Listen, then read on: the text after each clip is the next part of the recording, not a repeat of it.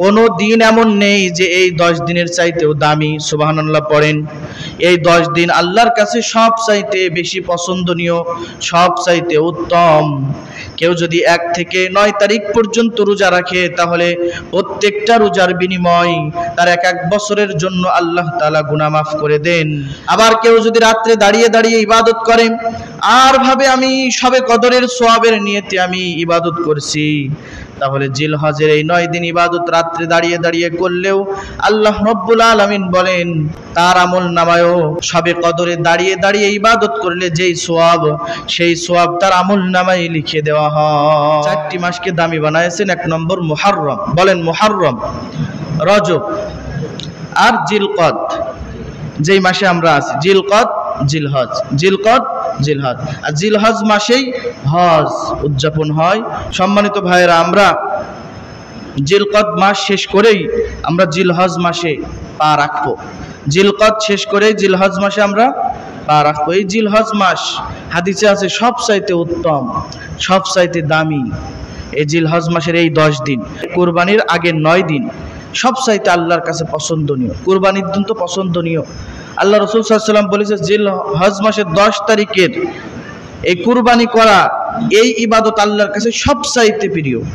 যত ইবাদত আছে, নামাজ রোজা যত হজ যাকাত আছে, তার চাইতে ওই দিনের জন্য শুধু ওই কুরবানি করা, নহর করা, পশু জবি করা সবচাইতে বেশি উত্তম, বেশি পছন্দনীয়। আর এটার মধ্যেই ভালাই, এটার মধ্যেই খায়ের বরকত। এ কারণে আমাদের কুরবানি দেওয়া দরকার না? বলেন।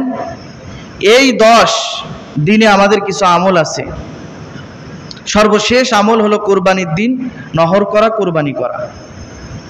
আর এই 10 দিনের আমাদের কিছু আমল, তার মধ্যে কেউ যদি জিলহজের 1 তারিখ থেকে শুরু করে 9 তারিখ পর্যন্ত রোজা রাখে, তাহলে প্রত্যেকটা রোজার বিনিময়ে তার এক বছরের গুনাহ, এক বছরের সওয়াব তার আমলনামায় লেখা হয়। সুবহানাল্লাহ পড়ে। আর কেউ যদি এই জিলহজের 1 তারিখ থেকে 9 তারিখ পর্যন্ত কেউ যদি রাত্রে জেগে ইবাদত করে, আল্লাহ রাসূল বলেছে শবে কদর রাত পাইলে যত সওয়াব তার আমলনামায় হইতো, তার পরিপূর্ণ সওয়াব তার প্রত্যেকটা রাতের জন্য দেওয়া হবে। সুবহানাল্লাহ, কত উত্তম না বলেন? অল্প আমল করলে আমরা কিন্তু অনেক আমলের জন্য উপরে উঠতে পারছি। আল্লাহ তাআলা আমাদের সেই সহজ করে দিয়েছেন, কিন্তু আমরা তো করি না। আমাদের অলসতা, আমাদের মন মানসিকতা, এখনো পর্যন্ত আল্লাহকে আমরা ভালো করে বিশ্বাসই অনেকে করতে পারিনি। নামাজ রোজা আর টুপি আর দাড়ি লাগায়ে ইমানের সর্বোচ্চ দেখায় যে আমি ইমানের সর্বোচ্চ উপরে গেছি না, কিন্তু নামাজ রোজা ভক্তি সহকারে আমরা কেউ করি না, আমিও করি না। মন থেকে একটা ইবাদত করতে তার মধ্যে বারাকা, তার মধ্যে কল্যাণ আছে না নাই? কিন্তু আমাদের মন থেকে ইবাদত আমরা এখনো পর্যন্ত করতে পারি না। এজন্য আমাদের মনটা শুধু উড়ু উড়ু, ইবাদতে মন বসে না, ভালো লাগে না, ইবাদতে কোনো ধৈর্য সবর নাই। সম্মানিত ভাইরা, এজন্য আমরা এই 10 দিন ইবাদত করার চেষ্টা করব, পারলে রোজা রাখবো। যদি আমরা পারি 1 তারিখ থেকে 9 তারিখ পর্যন্ত কি করব ভাই? রোজা রাখবো। এ কারণে আপনাদের সামনে একটি হাদিস আমি পাঠ করছি। রাসূল সাল্লাল্লাহু আলাইহি ওয়াসাল্লাম বলেছেন, দিন সমূহের মধ্যে এমন কোনো দিন নেই যাতে কোনো আমল আল্লাহ তাআলার নিকট প্রিয়তর এই 10 দিনের অপেক্ষা। কোনো দিন এমন নেই যে এই 10 দিনের চাইতেও দামি। সুবহানাল্লাহ পড়েন। এই 10 দিন আল্লাহর কাছে সব চাইতে বেশি পছন্দনীয়, সব চাইতে উত্তম। কেউ যদি 1 থেকে 9 তারিখ পর্যন্ত রোজা রাখে, তাহলে প্রত্যেকটা রোজার বিনিময় তার এক বছরের জন্য আল্লাহ তাআলা গুনাহ মাফ করে দেন। আর তার জীবনের সামনের যে একটা বছর সগীরা গুনাহ আল্লাহ তাআলা ক্ষমা করে দিবেন।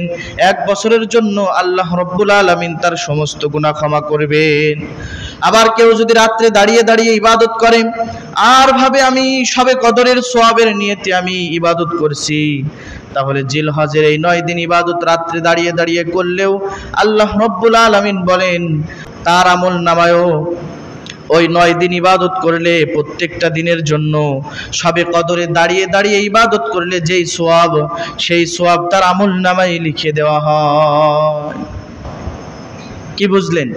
এই 10 দিন রোজা রাখলে প্রত্যেকটা রোজার জন্য এক এক বছরের গুনাহ মাফ, এক এক বছরের জন্য আল্লাহ তাআলা কি করবেন? আপনার গুনাহকে, সগীরা গুনাহকে ক্ষমা করবেন এবং আপনার মর্তবাও বাড়িয়ে দিবেন। আর যদি কেউ ইবাদত করে রাত্রে দাঁড়িয়ে, শবে কদরে ইবাদত করলে যেই সওয়াব তার আমলনামায় আল্লাহ তাআলা লিখে দেন। আল্লাহ রাসূল সাল্লাল্লাহু আলাইহি ওয়াসাল্লাম বলেছেন, এই 10 দিন সবচাইতে দামি, তবে ওই ব্যক্তি ছাড়া যে ব্যক্তি আপন জান আপন মাল নিয়ে বের হয়েছে আর তার কিছুই যুদ্ধের ময়দান থেকে ফিরে আসেনি। যুদ্ধ করতে গিয়েছে, জান মাল নিয়ে, সবকিছু নিয়ে যুদ্ধের ময়দানে গেছে, কিন্তু আল্লাহর বান্দা যুদ্ধ করে আর ফিরে আসেনি, জানমাল সহ সেও মারা গেছে, সেও শহীদ হয়ে গেছে। আল্লাহ রাসূল বলেন তার ব্যাপারে না, কারণ তার মর্তবা আল্লাহর কাছে সবচাইতে বেশি। তার মর্তবা, কথা কয় না, তার মর্তবা আল্লাহর কাছে সবচাইতে বেশি। তবে এই দিনগুলো যারা ইবাদত করবে তাদের মর্তবা সবচেয়ে বেশি হবে। তবে আল্লাহ রসুলের কাছে সাহাবারা প্রশ্ন করেছে, আল্লাহ রসুল, জিহাদও কি আল্লাহর রাস্তায় দামি না এই কয়দিনের, এই 10 দিনের চাইতেও? রাসূল সাল্লাল্লাহু আলাইহি ওয়াসাল্লাম বলেছে, না, জিহাদও দামি না, তবে ওই ব্যক্তি দামি যেই ব্যক্তি জান মাল সবকিছু নিয়ে যুদ্ধের ময়দানে ঝাঁপিয়ে পড়েছে, কিন্তু যুদ্ধের ময়দান থেকে আর ফিরে আসেনি, কাফেরদের সাথে যুদ্ধ করতে করতে তার জানটা বিলায়ে দিয়েছে, সেই ব্যক্তি দামি। তাছাড়া বাকি যত ব্যক্তি আছে সব কি এদের চাইতেও নিচুতে। এজন্য সম্মানিত ভাইরা, জিলহজের প্রথম 10 উত্তম না রমজানের শেষ দশক উত্তম? হাদিসে আছে, তবে এ নিয়ে মতভেদ রয়েছে। তবে জিলহজের প্রথম 10 দিবস উত্তম।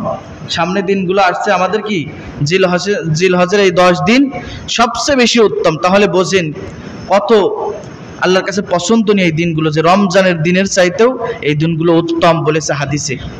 এতে আরাফার দিবস রয়েছে। এতে কি রয়েছে ভাই? জিলহজের প্রথম 10 দিবসে কি রয়েছে? এই যে এতে রয়েছে আরাফার দিবস রয়েছে, আর রমজানের শেষ দশকে রয়েছে শেষ রজনী, এখানে রয়েছে লাইলাতুল কদর। এই কারণে এই 10, রমজানের শেষ 10 আর জিলহজের প্রথম 10, এর মধ্যে রয়েছে আরাফার দিন কুরবানি নহর করা, আর রমজানের শেষের 10 দিনে কি আছে? শবে কদর। এই 10 দিনই, এই 20 দিনই আল্লাহর কাছে সবচাইতে পছন্দ।